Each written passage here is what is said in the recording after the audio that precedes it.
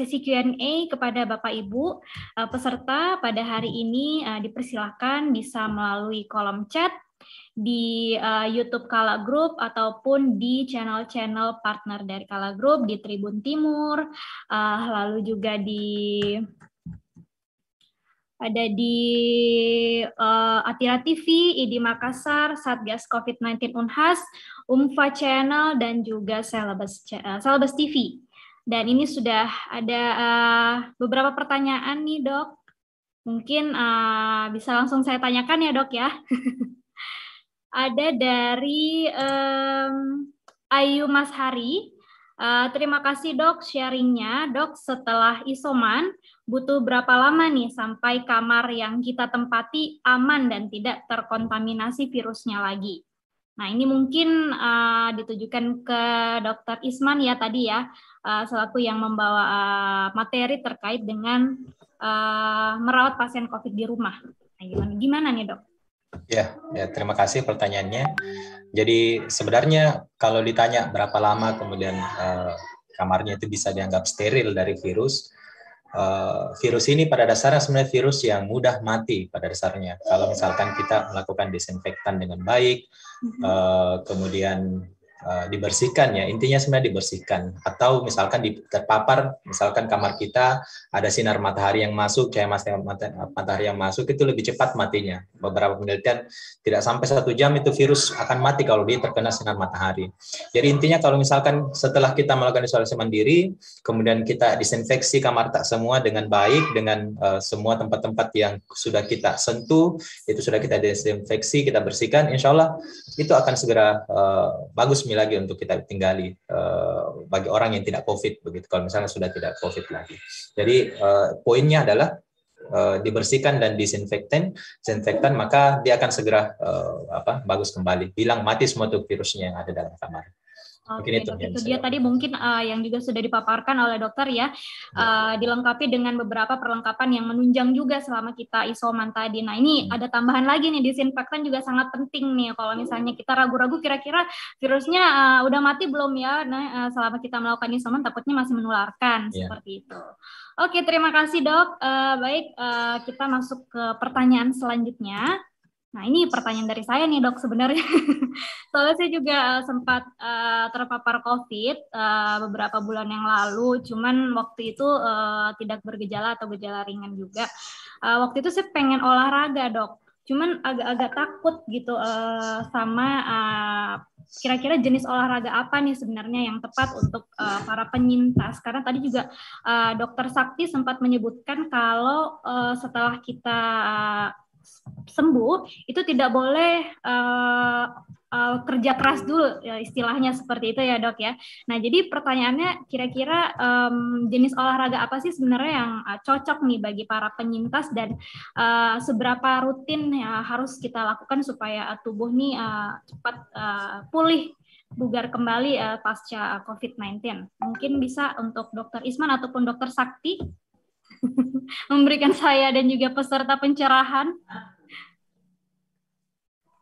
Siapa nih? Ya, kalau mungkin sedikit saja, nanti mungkin Tabe, Dokter Sakti mungkin bisa tambahkan.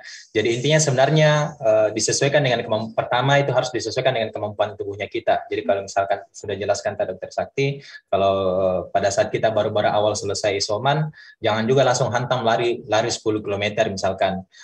Jangan juga seperti itu. Misalkan perlahan jalan, kemudian keliling rumah, kemudian setelah itu baru jalan di ini dan jalan di lingkungan.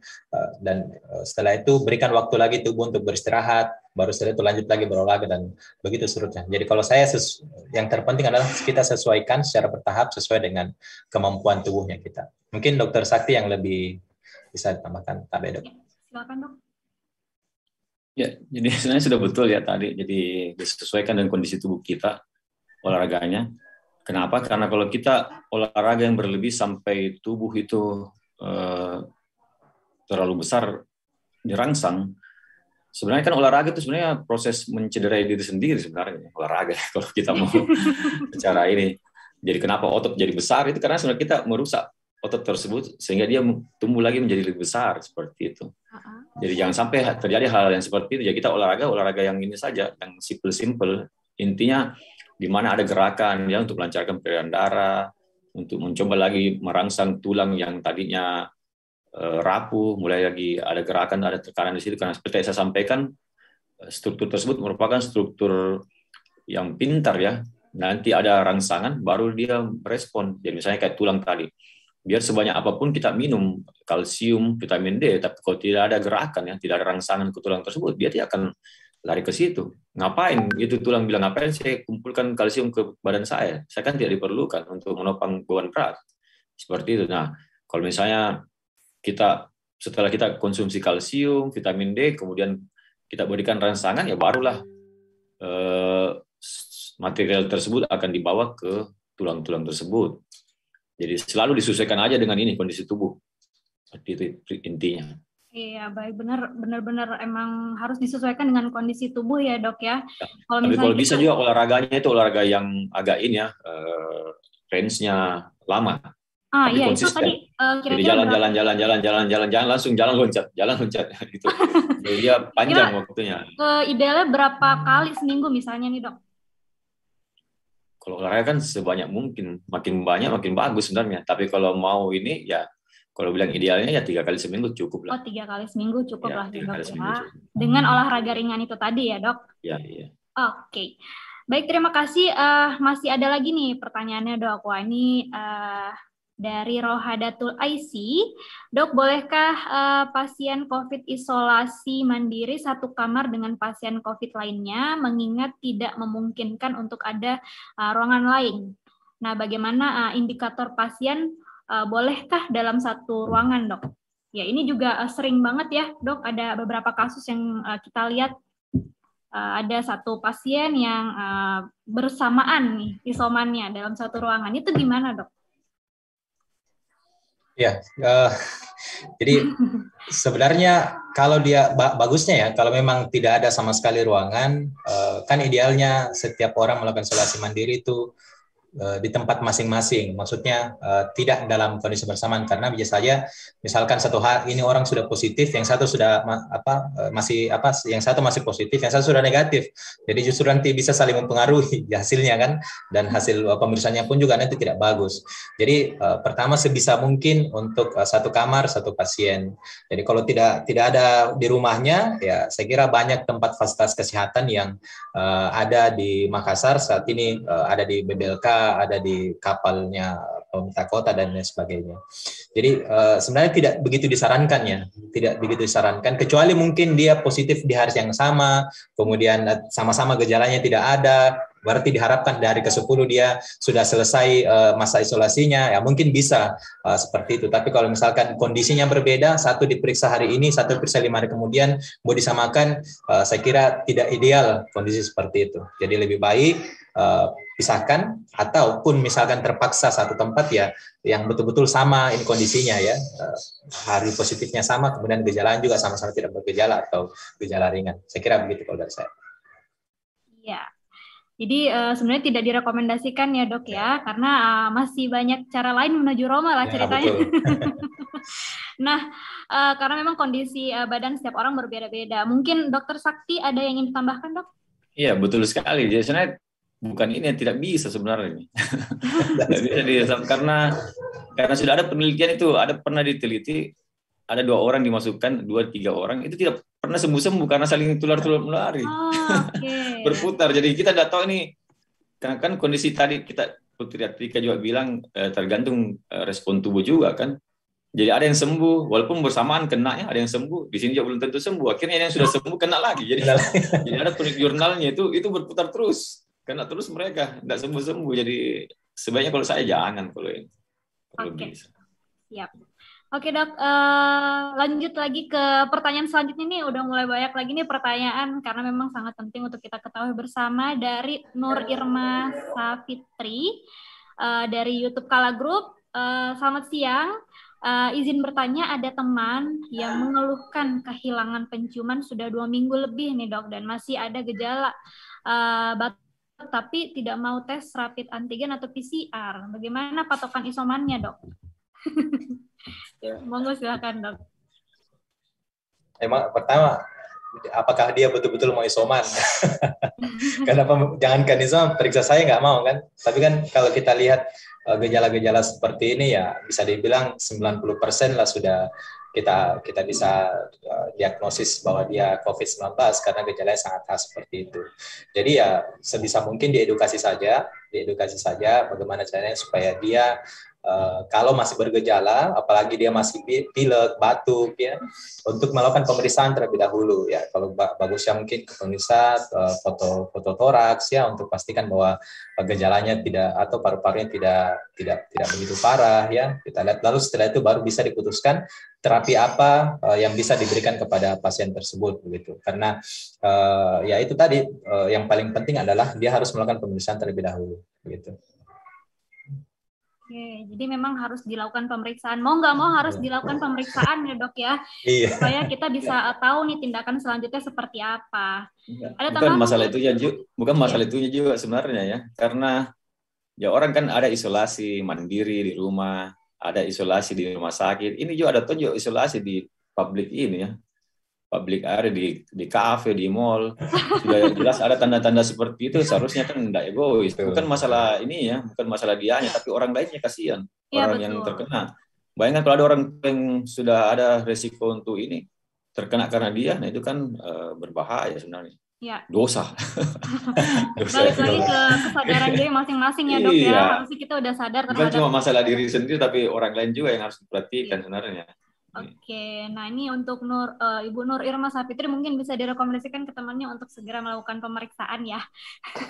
Baik, terima kasih atas pertanyaannya. Selanjutnya mungkin ada yang ingin bertanya juga, kami persilahkan jika masih ada yang ingin bertanya. Bagi Bapak Ibu peserta yang hadir pada hari ini. Kalau tadi sih sebenarnya saya sempat lihat juga ya dari beberapa materi yang dipaparkan oleh masing-masing narasumber nih. Tadi dari Dr. Isman menyebutkan ada poin kalau kita tidak perlu melakukan swab kontrol. Ini mungkin ada sedikit kaitannya dengan pertanyaan ini, cuman ini mungkin setelah isoman berakhir kali ya. Nah, dan itu juga sebenarnya sudah dikeluarkan juga rekomendasinya dari WHO bahwa tidak perlu dilakukan swab kontrol baik yang bagi yang bergejala ringan maupun yang tidak bergejala setelah menjalani waktu isoman yang sudah ditentukan. Cuman masih ada beberapa biasanya yang bertanya-tanya nih dok, apakah virusnya masih ada nggak nih kira-kira, takutnya masih nyisa nih. Nah itu gimana, apakah bisa menularkan atau kita sudah aman-aman aja sebenarnya kalau misalnya sudah isoman itu udah berakhir? Ya, terima kasih. Jadi awalnya kan sebelum muncul rekomendasi dari WHO, WHO sendiri juga merekomendasikan untuk bisa keluar isolasi mandiri adalah setelah dia diswab kan, yang awal-awal itu. Nah setelah itu dilakukan berbagai penelitian, ternyata temukan bahwa orang-orang yang telah melakukan isolasi mandiri selama 10 hari atau 10 ditambah 3 hari bebas gejala itu sebenarnya sudah tidak apa ya, virusnya sudah tidak ada begitu.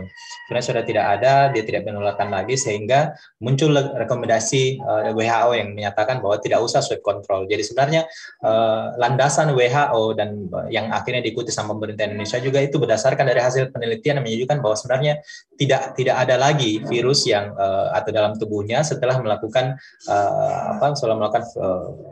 isolasi selama 10 hari, sehingga dia tidak perlu ragu lagi untuk menularkan. Tapi biasanya kan apalagi yang pekerja ya, betul. Masuk di kantor, ya mereka kita dimintain tuh dok surat keterangan. Iya, ya jadi saya kira itu tergantung dari kebijakan masing-masing, kebijakan instansi. Tapi kalau mau lihat dari rekomendasi, ya, kalau saya sih tetap berdasar dari rekomendasi baik itu WHO dan Kemenkes, itu sebenarnya tidak perlu lagi. Dan kita tidak usah khawatir lagi orang-orang yang sudah melakukan isolasi sesuai dengan protokol kesehatannya itu, sesuai protokolnya insya Allah tidak akan menularkan lagi COVID-19. Mungkin itu kalau dari saya.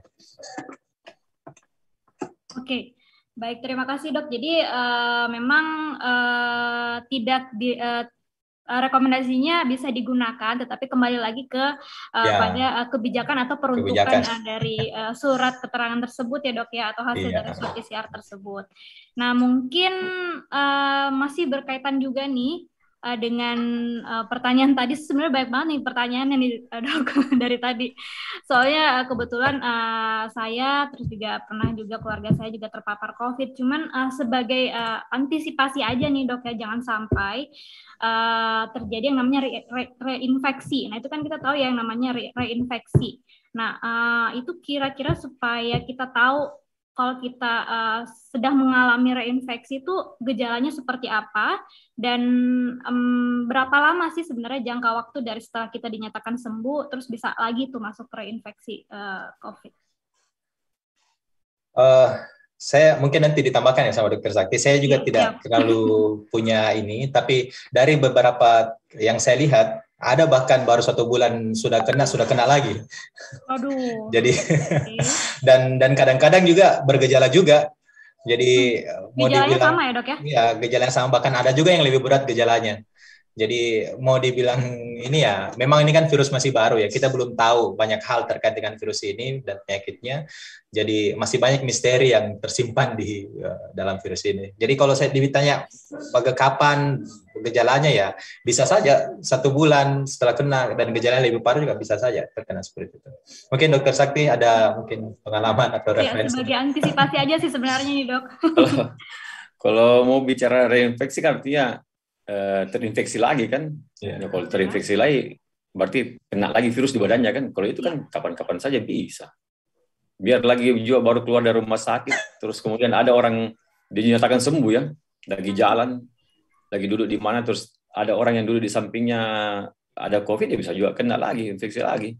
Seperti itu. Jadi yang memutuskan sebenarnya tadi ya, kalau bahas lagi mengenai tadi kapan ini, jadi kan yang menentukan bahwa ada tidaknya tuh virus di badan kita ya PCR ya. Jadi adapun tadi dibilang tidak perlu di PCR apa segala macam, itu sebenarnya banyak perhitungan, termasuk perhitungan masalah biaya juga sebenarnya ya. Terlalu banyak ininya. Karena kenyataannya kan kita lihat banyak orang yang setelah 2 minggu di swab lagi positif lagi. Masih tetap ada positif. Jadi sebenarnya tidak ada patokan yang ini. Karena kalau mau patokan pastinya itu ya dipakai PCR. Cuma itu tadi logikanya itu 2 minggu kan virusnya sudah dianggap hilang. Seperti itu. Tapi yang tadi saya sampaikan bahwa kalau dia kemana-mana lagi tidak memakai masker, tidak ini ya bisa kena lagi. Makanya itu yang paling penting di sini adalah menjaga itu ya, menjaga protokol. Itu saja sebenarnya menurut saya. Karena saya pengalaman ya, sampai sekarang saya bukan takabur, tapi sampai sekarang saya belum, insya Allah tidak. Karena saya selalu menjaga itu aja sebenarnya, menjaga ini ya, protokol itu, pakai masker, jaga jarak, terus bawa ini hand sanitizer seperti itu. Jadi untuk COVID sebenarnya simple sebenarnya seperti itu saja. Jadi banyak orang sudah merasa kena COVID, dia merasa tidak perlu lagi ini. Ya memang sih kalau orang pertama kena COVID itu antibodi tinggi ya dalam beberapa bulan. Jadi kadang dia kena itu tidak bergejala waktu dia, walaupun dia misalnya keluar dari rumah sakit kena lagi, kadang tidak bergejala dulu karena mungkin antibodinya mesti ini ya, antibodi terhadap COVID itu mesti tinggi. Tapi coba misalnya 3 bulan atau mulai turun lagi sekitar 6 bulan, nah itu bisa mungkin bergejala seperti itu. Oke, ya itu dia tadi mungkin poinnya memang kita nggak bisa tahu nih kita bisa reinfeksi kapan, cuman salah satu yang udah pasti bisa kita lakukan adalah menjaga protokol kesehatan tadi yang seperti dokter bilang ya Dok ya. Selalu menjaga. Iya. Baik, kita masuk ke Putri, Assalamualaikum. Oh iya, siap. Waalaikumsalam. Silakan Pak. Putri, saya sedikit bisa burung ya, masih ada waktu ya? Boleh, masih banyak Pak. Silakan. Burhanuddin ya Oh iya, siap. Ya, dari Kala Aspal ya. Kala Aspal Pak, iya siap. Pak Dokter, makasih ya. Jadi sedikit saya mengalami sekarang masih isoma nih saya ini ya. Jadi soalnya COVID ini saya rasakan ya lebih berat biasanya saya kena flu biasa ya. Saya kena flu biasa biasanya seminggu itu berlendir bukan main kerasnya ya. Dan saya biasa menggigil sampai demamnya kencang sekali. Kemarin itu saya karena ya ini juga sebagai penyebabnya jangan kita terlalu drop ya, jangan terlalu capek ya. Saya 2 kali ke pertama melayat ke Sopeng ya, ada orang meninggal. Terus 2 hari kemudian saya ke Parepare lagi, PP ya. Jadi capek barangkali, saat capek itu gampang lah itu virus masuk barangkali begitu Dok ya. Jadi awalnya saya pikir bukan COVID, saya pikir flu biasa. Biasa kalau capek saya gitu Pak. Biasa saya ke THT, kalau enggak ya bisa seminggu tuh berlendir, tuh batuk keras itu. Ini enggak, saya enggak ke sana, tapi karena ada alat ini sekarang kayak kehamilan itu, antigen ya, atau apa itu ya? Ya, rapid test antigen. Nah, itu wah dua garis. Anak saya bilang, wah ini Bapak positif nih. Oh positif, ya sudah. Berarti wah kena COVID saya betul, karena saya lagi capek memang ya, lagi mungkin imun saya lagi turun. Sudah, jadi apa yang biasa di grup ini minum vitamin apa segala ya. Kan sekarang juga ada apa? Halodoc ya, sekarang juga ada itu ya. Nah, itu jadi vitamin D, vitamin C apa segala. Jadi memang dua hari saya itu demam, saya tes itu positif 2 garis ya. Kemudian hari ketiga karena saya minum saja untuk demamnya itu pada sedinginnya itu hanya paracetamol ya. Ya. Itu 3 kali sehari itu dok. Itu aduh ampuh sekali itu. Hanya hari keempat udah nggak ada panasnya, nggak panas. Tapi ada lendir, tapi batu nggak. Tapi selalu ada lendir gitu tenggorokan itu. Tapi batu nggak kayak flu biasa. Saya belum biasa batuknya kencang sekali. Ini nggak. Nah. Setelah itu saya kenanya di tanggal 6 ya, positif. Kemudian di tanggal 6, 7, kemudian saya negatif di mana ya? Saya antigen Pak. Saya PCR ya, PCR di tanggal 12. Berarti kan sudah 6 ke 12, sudah semingguan Pak ya. Saya PCR ternyata masih positif ya. Saya punya CT-nya 26 ya, sekian. Ya. Jadi saya masih usoma lagi nih, vitamin saja dengan berjemur apa segala. Sudah nggak ada gejala nih. Mulai dari tanggal 12 nggak ada gejala. Nggak ada gejala ke ini. Kemudian saya PCR lagi di tanggal 16. Tanggal 16 saya PCR lagi Pak di salah satu laboratorium yang sudah ini, tapi masih positif Pak, tapi sudah 36,9. Nah di situ rujukannya saya 40 Pak ya, CT-nya Pak ya. Betul. Tapi saya betul-betul nggak ada gejala lagi. Jadi ya sejak itu saya kira nggak ini ya sudah saya udah berjamaah ke masjid Pak, karena saya merasa udah nggak ini. Nah kemudian saya pakai itu lagi Pak yang antigen yang dibeli untuk kehamilan itu, saya udah tinggal 1 garis Pak. Ya jadi kalau itu memang PCR ini masih sekian, tapi kalau ini mungkin 20 sekian berarti udah negatif Pak ya, kalau yang antigen itu ya, yang alat tes yang dibeli itu yang 2 garis itu tinggal 1 garis. Jadi saya pikir udah ini, sehingga saya udah berani ya keluar lah. Tapi masih isoman saya Pak, masih ya. Tapi olahraga ya boleh ya, tenis meja boleh ya, pelan-pelan Pak ya, berjemur. Jadi itu gejalanya itu. Tapi maksud saya kira-kira saya masih kapan lagi Pak ini? Jadi tanggal 16 kemarin saya masih positif ini Pak PCR. Saya rencana Senin ini perlu PCR lagi nggak Pak? Hari Senin depan ini, tanggal 30. Karena saya rasanya nggak ya. Perasaan udah nggak ada, tapi karena masih hasil PCR kemarin saya masih positif, rasanya masih ragu-ragu. Masuk kantor juga masih ragu-ragu saya. Ya, jadi gimana petunjuknya Dok? Gimana? Makasih. Assalamualaikum warahmatullahi wabarakatuh. Assalamualaikum warahmatullahi wabarakatuh. Ya baiknya sih kalau untuk memastikan ya, saya langsung aja ya Mbak. Ya, silakan Mbak Putri. Kalau untuk memang mau memastikan ya silakan Bapak periksa saja untuk PCR. Karena sebenarnya kalau sudah 36 itu kalau saya pernah diskusi sama teman ahli mikrobiologi klinik, dia bilang kita diperiksa disarankan untuk cek ulang lagi kalau CT-nya di atas 35 ke atas ya, karena biasanya itu angka ragu-ragu sebenarnya antara mau positif dengan tidak begitu. Makanya kalau misalkan dia sudah masuk 35 ke atas, ada bahkan yang bilang 30 ke atas, itu disarankan cek lagi 2-3 hari, 3-4 harinya lah setelahnya. Jadi kalau Bapak kemarin periksa tanggal 16, saya kira insya Allah sudah negatif, tapi untuk memastikan silahkan cek kembali saja Pak PCR-nya hari Senin ini gitu. Untuk istilahnya untuk meyakinkan lah supaya kita merasa nyaman lagi ke kantor ya, tidak ada keraguan lagi ketemu sama teman-teman gitu. Tidak ada rasa berdosa untuk menularkan sama orang lain ya. Kira-kira gitu. Ya. Kalau saya Pak yakin saya itu negatif.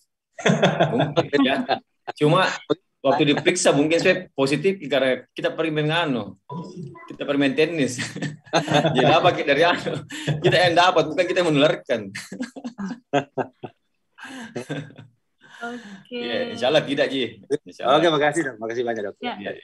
Cepat sembuh Ki Pak Bur, semoga cepat pulih kembali. Makasih deh, makasih. Ya, amin ya rabbal alamin. Jadi tadi direkomendasikan ya Pak ya untuk tetap melakukan protokol kesehatan dan juga melaksanakan swab PCR nanti. Oke. Tapi ini saya agak sedikit timbul pertanyaan nih gara-gara tadi. Apakah itu dimaksud yang namanya long COVID dok? Atau tidak? Maksudnya tidak termasuk yang namanya long COVID? Long COVID. Ya, setahu saya long COVID itu ada biasanya ya, mungkin nanti dokter Sakti luruskan. Long COVID itu dia sudah negatif, tetapi masih ada gejala sisa yang muncul. Okay. Misalkan dia masih sesak, dia masih susah aktivitas, penciumannya belum kembali, walaupun ternyata hasil pemeriksaan PCR-nya dia sudah negatif begitu. Nah, itu yang biasa agak parah ya. Jadi saya pernah baca juga ada beberapa orang yang akhirnya terpaksa dipecat dari kantornya karena dia tidak bisa beraktivitas kembali, aktivitas fisiknya mungkin karena dia mudah sekali sesak, mungkin karena kerusakan paru-paru sudah parah. Jadi dia tidak bisa beraktivitas kembali walaupun dia sudah negatif sudah sangat lama begitu, sudah 3-4 bulan ternyata dia masih merasakan gejala sisanya dan banyak kayaknya saya kira orang yang merasakan seperti itu. Jadi itu yang saya pahami tentang long COVID. Mungkin Dokter Sakti mau bisa tambahkan. Ya, long COVID itu seperti tadi disampaikan bahwa itu gejala sisa ya, karena kita ketahui bahwa COVID itu berbeda-beda responnya setiap manusia ya. Jadi ada yang kalau sampai misalnya terjadi kerusakan paru-paru, ya biasa saja makin lama makin lama gejala yang dirasakan seperti itu. Jadi sama. Oke, clear ya dok ya. Saya kira tadi perbedaan long COVID dan juga case dari Pak Bur tadi sekiranya sudah clear kalau long COVID itu sudah negatif tapi masih ada gejala nih, ya kan? Ini kebalikannya tadi Pak Bur ya. Iya, kalau Pak Bur tadi alhamdulillah sudah tidak ada gejala ya, tapi Pak, ya.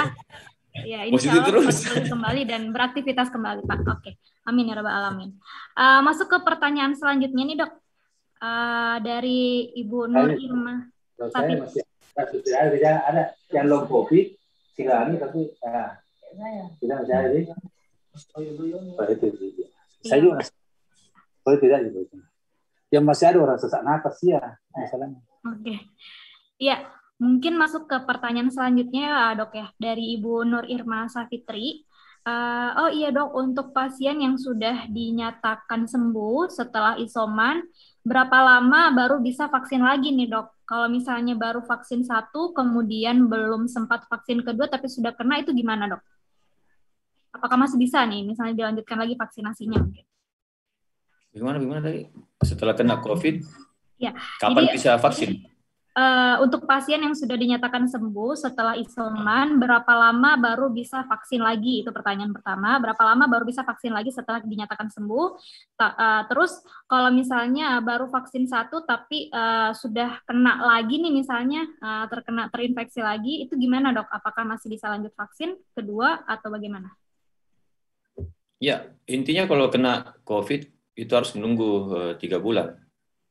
3 bulan seperti itu. Jadi waktu kena COVID kan dianggap sebenarnya imun tubuh naik juga di situ ya. Dan ya kalau diberikan lagi ini bisa saja menjadi kondisi COVID yang tadi itu bisa jadi parah karena kalau dikasih ini vaksin. Makanya disuruh tunggu dulu. Jadi kan imun juga sudah lagi naik karena COVID tersebut. Misalnya sudah sembuh. Nah, itu nanti kan vaksin kan misalnya pemberian vaksin kedua juga itu sebenarnya booster. Jadi kapan di booster ya ketika itu sudah mulai menurun kadar antibodinya baru berikan lagi. Seperti itu. Oke, ada tambahan mungkin dari Dokter Isman? Ya, ya saya kira sama ya, karena pada saat orang sudah terinfeksi ya dianggap ada antibodinya terproduksi dalam tubuh, jadi tidak usah buru-buru dulu untuk divaksin ya, biarkan tubuh bekerja untuk membentuk antibodinya. Nanti 3 bulan kemudian rekomendasinya itu 3 bulan ya, jadi tunggu aja sampai 3 bulan berikutnya. 3 bulan berikutnya ya dok ya. Oke. Baik, semoga sudah di-note juga oleh Ibu Nur Hikmat. Dan selanjutnya masih ada satu pertanyaan lagi, boleh ya dok ya? Ya, silakan. Ini juga mungkin sering banget nih kita dapati kasusnya. Tadi kan sempat disampaikan juga kalau selama kita melakukan isoman, kita harus mengkonsumsi vitamin, terus juga suplemen-suplemen. Tapi ada juga beberapa yang meyakini seperti mengonsumsi vitamin-vitamin yang mengandung soda. Ini sedikit mengandung soda seperti UC, mungkin sedikit saya menyebutkan merek nih ya supaya lebih clear. Terus itu untuk bermanfaat meningkatkan kebutuhan vitamin dan juga mengkonsumsi susu beruang. Nah ini gimana nih dok, pendapat dokter sendiri? Apakah memang benar-benar bisa meningkatkan imun kita nih kedua vitamin tersebut? Ya, terkait misalkan vitamin C yang ada sodanya, oh memang ada sodanya TUC ya, pantasan saya juga baru tahu. Jadi poinnya di situ kan vitamin C-nya ya, vitamin C 1000 mg ya memang diharap untuk membooster karena itu diketahui bisa memang meningkatkan sistem imun. Tetapi kalau dikonsumsi berlebihan, saya kira itu juga justru bisa merusak ya, karena kebutuhan vitamin C kita kan sebenarnya tidak banyak. Ya, tidak banyak, kurang dari 100 mg per hari kalau nggak salah. Jadi kalau kita konsumsi 1000 mg per hari, itu kan kalau nggak salah 1000 ya, ada juga 500 yang tablet-tablet itu kalau berlebihan setiap hari juga kita konsumsi dalam jangka waktu yang lama, pastinya dia akan membebani ginjal juga untuk mengekspresikan vitamin-vitamin tersebut. Makanya tidak direkomendasikan dikonsumsi dalam waktu yang lama. Dan ya walaupun memang kita tahu bahwa vitamin C dosis tinggi itu untuk awal-awal itu bisa membooster ya, istilahnya membantu untuk meningkatkan sistem imun, tetapi jangan dikonsumsi yang lama. Jadi mereka bukan obat COVID, tetapi suplemen yang bisa membantu meningkatkan sistem imun. Begitu juga dengan susu beruang yang sempat heboh kemarin ya. Saya kira itu memang bisa membantu sistem imun, tetapi pada dasarnya bukan cuma susu beruang saja, semua susu asli lah kalau bisa lebih bagus ya, kalau bisa bukan susu kemasan, itu jauh lebih baik. Apalagi susu yang lebih banyak gulanya daripada kandungan susunya ya, itu yang tidak direkomendasikan ya. Jadi seperti itu. Jadi kalau dari saya silahkan kalau memang konsumsi minuman atau suplemen seperti itu, karena memang diketahui bisa meningkat sistem imun, tetapi tidak usah berlebihan, tidak usah mengatakan bahwa ini obat COVID ya, karena sampai saya tekankan kembali sampai sekarang belum ada obatnya COVID. Klaimnya tentang obat COVID banyak ya, karena ini penyakit self-limiting disease, dia sembuh sendiri pada dasarnya, sistem imun kita yang bekerja menghancurkan virus ini ya, tetapi untuk obatnya sendiri itu masih belum ada. Itu dari saya. Iya, oke. Ada tambahan mungkin dari Dokter Sakti? Atau mungkin sudah cukup clear juga ya bahwa ya, silakan dok. Ya, kayaknya clear ya. Jadi bukan ini ya, yang tadi sebut nggak apa-apa sebut ini.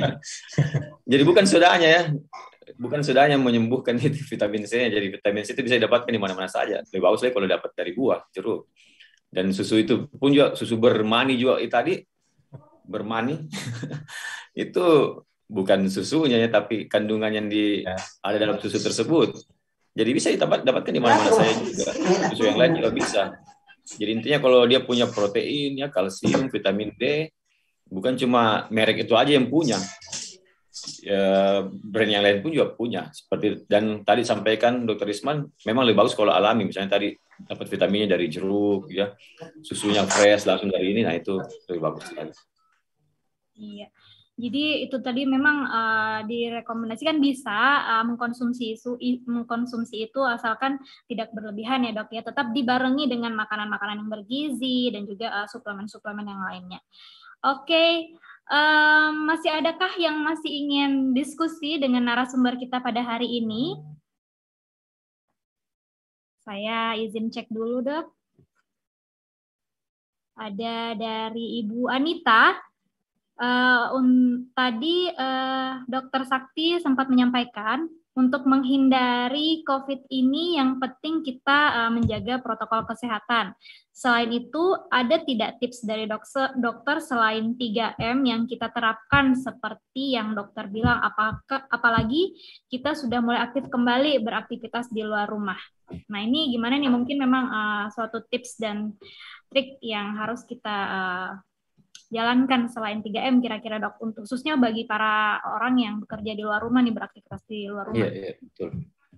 Jadi pertama permantap itu 3M-nya tadi. Jadi bukan cuma memakai, tapi cara membukanya juga itu kadang saya lihat ya pakai masker, tapi ya kita tahu kan bisa saja virus tersebut menempel di masker tersebut. Nah masker ini yang kadang cara bukanya bagaimana.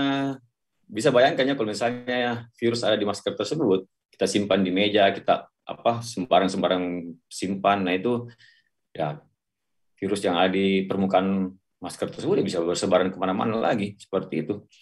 Jadi anggaplah ini masker yang kamu pakai ini seperti channel dalam, jadi harus dijaga baik-baik. Saya lihat banyak orang gitu ya buka masker simpan sembarang, seperti apa ya, tidak ini. Itu kan seperti kalau saya anggap seperti channel dalam yang harus kita jaga baik-baik, jangan sembarang buang, jangan simpan sembarang. Yang kedua kemudian vaksin ya. Jadi kalau tadi prokes itu menjaga supaya virus tidak melekat ke tubuh kita, ya kita jaga jarak, pakai masker, cuci tangan kalau misalnya melekat ke kulit kita. Nah yang ketiga ini adalah mencoba menimbulkan ya, memicu di dalam tubuh kita ini faktor-faktor yang bisa melawan COVID tersebut. Kalau akhirnya dia masuk ke dalam tubuh kita tanpa kita sadari, walaupun disadari, ya caranya apa? Dengan ya bervaksin. Jadi cukup saya kira itu dengan menjaga diri ya, memproteksi jangan sampai virus tersebut melekat di tubuh kita. Tapi kalaupun melekat ke tubuh kita, nah itu bisa dilawan dengan vaksin. Nah cukup seperti, dan ini sudah dibuktikan ya, kita bisa lihat negara-negara yang itu semua jalan dengan baik, vaksinnya bagus. Nah itu mereka sudah mulai membuka masker. Tapi kalau saya sih, kita di sini jangan dulu ya membuka masker. Dan di Makassar pun juga saya dapat data ini makin menurun ya. Tadi saya dapat lagi data di pasien yang di dalam ICU itu jadi sudah 74%. Kemarin 77%. Tanggal 17 kemarin sempat 100%, sekarang 74%. Jadi alhamdulillah, saya pikir ini mungkin karena vaksin ya, kesuksesan vaksin. Baik, itu dia tadi ya. Jadi selain menjaga 3M, memperketat 3M juga bersedia untuk melakukan vaksinasi ya dok ya. Ada tambahan mungkin dari Dokter Isman? Cukup. Oke. Nah tadi juga sempat disampaikan nih dok untuk memperketat masker nih. Tapi sebenarnya berapa lama sebenarnya satu masker ini bisa kita gunakan dalam satu hari? Maksudnya untuk mengganti maskernya itu kira-kira membutuhkan waktu berapa lama nih? Apakah bisa seharian dipakai atau mesti 3-4 jam atau bagaimana nih dok? Mesti kita ganti lagi? Ya, setahu saya jadi itu kan masker kan kita tutup juga ya, hidung, mulut, dan tidak jarang juga kan di situ ada bakteri, kotoran-kotoran dari mulut yang bisa melekat. Jadi memang tidak direkomendasikan dalam satu hari kita gunakan satu masker yang sama. Nah itu justru masalah baru mungkin nanti bisa dapat ya. Jadi setahu saya pernah ada rekomendasi itu sekitar 4 jam. Kalau sudah kita pakai 4 jam, kita ganti, kita gunakan cari masker yang lain. Jadi usahakan setiap kita keluar rumah itu jangan cuma bawa satu masker ya. Jangan cuma bawa satu masker, bawa 2-3 masker cadangan di tasnya kita supaya kalau misalkan sudah lewat 4 jam kita rasa sudah kita ganti ya. Karena jangan sampai muncul masalah lain lagi ya. Penyakit lain juga bisa ganti. Jadi saya tambahkan, pertama tergantung masker yang kita pakai, yang kedua tergantung lokasi yang kita datangi. Jadi kalau misalnya kita pakai masker yang bisa dicuci apa segala macam, bisa lama ya pakainya. Tapi kalau misalnya masker yang disposable itu, kalau misalnya kita ke daerah yang tidak terlalu banyak orang, misalnya kita jalan-jalan sendiri saja, tuh ya bisa saja ya, mungkin sampai sore kita pakai. Tapi kalau banyak orang, nah itu jangan, ya tadi sampai Dr. Muhammad Ihsan itu sebenarnya 4 jam sudah, bahkan kalau misalnya kita sudah masuk ke kerumunan orang ya, itu harus dibuang sebenarnya. Kita nggak tahu kan orang di sekitar kita itu ada menyebarkan COVID apa tidak. Jadi saya heran kemarin, bahkan tadi ya saya sempat ketemu orang masih pakai itu. Teman yang kemarin dia pakai masker merah putihnya, tadi dia masih pakai merah putihnya lagi. Masker merah putih yang ini, yang sensitif dia masih pakai loh. Waduh. Ini kayaknya masker yang seharusnya dibuang masih dipakai lagi. Nah itu hati-hati lah ya. Karena memang proteksi diri, tapi tidak tepat menurut saya. Jangan sampai justru memproteksi diri, malah itu yang menyebarkan ini COVID. Seperti itu. Ya, itu saya kira juga menjadi salah satu hal yang penting ya, khususnya bagi para kita nih yang sudah mulai beraktivitas di luar rumah untuk menjaga maskernya. Tadi tipsnya adalah bisa mengganti masker setelah 4 jam atau sesuai dengan kondisi yang didatangi ya dok ya. Oke. Apakah masih ada lagi nih yang ingin bertanya ataukah sudah cukup? Saya coba cek-cek dulu ya dok ya. Oke. Ya, sepertinya sih udah cukup nih karena kita juga sangat dibatasi waktu ya dok ya. Mungkin dokter juga ada aktivitasnya yang ingin dilanjutkan. Bagi teman-teman yang masih ingin bertanya, mungkin nanti kita akan lanjutkan lagi di sesi selanjutnya atau mungkin di sesi pada kesempatan yang lain dengan narasumber kita pada hari ini. Untuk itu saya juga mengucapkan terima kasih banyak nih dok atas sharing-sharingnya pada hari ini, luar biasa sekali nih, menambah ilmu kita lagi, refreshment, dan tentunya mengedukasi kita semua. Aplaus yang meriah dulu dong. Kalau misalnya kita bisa tetap buka nih, bisa aplaus yang meriah nih untuk kedua narasumber kita pada hari ini yang luar biasa sudah memberikan kita semua pencerahan sekaligus pengetahuan yang tentunya bermanfaat insya Allah untuk kita semua. Semoga kita semua senantiasa diberi kesehatan oleh Allah Subhanahu wa taala. Amin ya rabbal alamin. Baik, karena kita juga sudah dibatasi oleh waktu, mohon maaf nih kepada seluruh peserta. Insya Allah kita akan melanjutkan kembali di kesempatan lainnya supaya bisa bertemu lagi dengan narasumber dan berdiskusi kembali. Cuman izinkan saya untuk mengutip beberapa poin yang sudah dijelaskan dari awal oleh para narasumber kita. Pada hari ini ada beberapa poin penting kalau kita merujuk di materi pertama juga dan juga yang kedua, bahwa kapasitas di rumah sakit ini memang kapasitas rumah sakit di Indonesia masih terbatas dibandingkan dengan aktif kasus yang ada, sehingga memang potensi pasien untuk isolasi mandiri di rumah itu juga cukup besar. Tapi yang perlu menjadi highlight adalah tidak semua pasien itu direkomendasikan untuk isoman di rumah sesuai dengan gejala yang dirasakan. Nah, adapun syarat isoman dilakukan di rumah ialah tidak bergejala ringan, lingkungan atau rumah yang mendukung, tidak satu rumah dengan orang tua yang memiliki komorbid dan juga bayi, dan tentunya dilengkapi dengan perlengkapan yang mendukung seperti termometer, oximeter, obat-obatan, entertainment. Ini juga penting banget ya dok ya. Tadi selain dengan kesehatan fisik, tapi juga kesehatan mental juga harus tetap dijaga selama melakukan isoman. Lalu senantiasa berdoa dan tetap menjaga prokes. Dan untuk pemulihan kondisi pasca COVID ini tergantung juga dari kondisi pasien tersebut. Yang jelas tetap mengkonsumsi vitamin dan makanan bergizi, tetap menjalani prokes, dan yang terpenting tetap bergerak. Jika ingin berolahraga, tidak direkomendasikan untuk olahraga berat, bisa dengan latihan pernafasan juga atau dengan meditasi. Nah, saya kira itu tadi pemaparan dan juga beberapa poin yang sudah saya catat dari beberapa narasumber kita pada hari ini. Baik, sebelum kita menutup, mungkin ada yang ingin disampaikan juga kepada seluruh peserta dan insan kala yang hadir pada hari ini mengenai tema kita pada hari ini, melakukan isoman yang efektif dan tepat, kepada Dr. Muhammad Sakti SPOT dan juga Dr. Muhammad Isman Sandira MKes. Silakan dok, jika ada yang ingin disampaikan, pesan-pesan mungkin untuk insan kala nih. Ya, jadi ya terima kasih. Mungkin sedikit saja. Kalau kita berharap sama-sama menjadi garda terdepan ya, karena sebenarnya garda terdepan penanganan COVID ini kan sebenarnya bukan dokter dan tim medis lain itu garda belakang. Kalau misalkan ada yang kena, ada yang masalah, ya dokter baru maju. Tapi garda terdepan dalam penanganan COVID sebenarnya adalah masyarakat. Kita semua, baik dokter dan masyarakat sekalian. Jadi mari kita sama-sama melakukan protokol kesehatan, mari kita melakukan vaksinasi agar COVID ini bisa menjadi sahabat kita.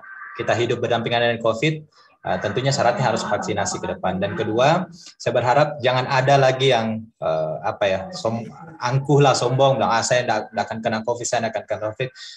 Mari kita jangan egois ya, mari kita pikirkan semua orang dan mari kita berpartisipasi dalam penanganan atau pencegahan COVID, penyebaran COVID-19 ini.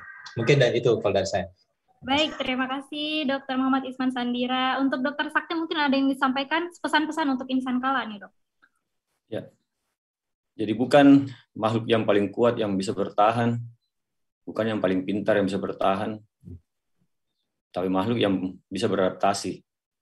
Dan dari zaman dahulu yang manusia bisa melaksanakan ini, bisa beradaptasi, manusia sudah sering menghadapi yang namanya pandemik.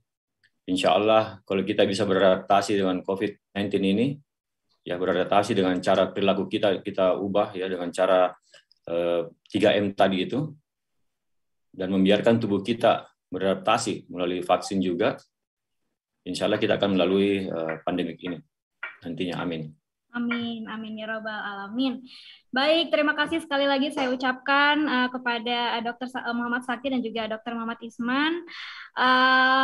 Mungkin informasi tambahan juga nih untuk para peserta, karena dari tadi ini narasumber kita juga sudah menyebutkan selain 3M, makanan-makanan bergizi dan juga yang lainnya, bahwa vaksinasi ini juga sangat penting. Nah, bagi para peserta yang hadir pada hari ini dan kebetulan belum melakukan vaksinasi nih, Yayasan Haji Kala menggelar Gebiar 75.000 vaksin gratis, itu mulai dari hari Rabu sampai Jumat tanggal 1, 2, 3 September pukul 8 sampai 3 sore, itu serentak di 11 lokasi, mungkin bisa dicatat bersama-sama. Yang pertama di Asrama Haji Sudiang, Daya Grand Square, Universitas Islam Makassar, Kampus PIP Makassar, Universitas Negeri Makassar, Masjid Al-Markas Jenderal Yusuf, Sekolah Islam Atira, Mall Ratu Indah, NIPA khusus pendonor PMI, Universitas Ciputra CPI, dan yang terakhir di Hotel 4 Point by Sheraton Makassar. Atau untuk informasi pendaftaran dan lebih lanjut bisa menghubungi Kalacare atau mengunjungi akun Instagram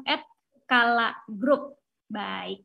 Baik, dengan berakhirnya sesi tadi, maka berakhir pula nih seluruh agenda kita pada hari ini pada webinar Sinergi Atasi COVID-19 seri ke-9. Terima kasih kepada Bapak Ibu dan juga insan Kala yang hadir pada hari ini. Mohon maaf jika ada kekurangan dan salah kata. Saya Putri pamit undur diri. Wassalamualaikum warahmatullahi wabarakatuh.